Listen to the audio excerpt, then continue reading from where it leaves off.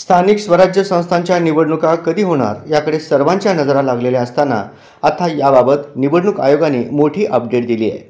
या माहितीनुसार स्थानिक स्वराज्य संस्थांच्या निवडणुका टप्प्याटप्प्याने होणार असून डिसेंबर ते जानेवारीच्या दरम्यान पालिका निवडणुका होण्याची शक्यता असल्याचे राज्य निवडणूक आयोगाचे आयुक्त दिनेश वाघमारे यांनी सांगितले आहे। डिसेंबर किंवा जानेवारीच्या पहिल्या आठवड्यापर्यंत राज्यात निवडणुका सुरू राहतील असेही संकेत वाघमारे यांनी दिले आहेत।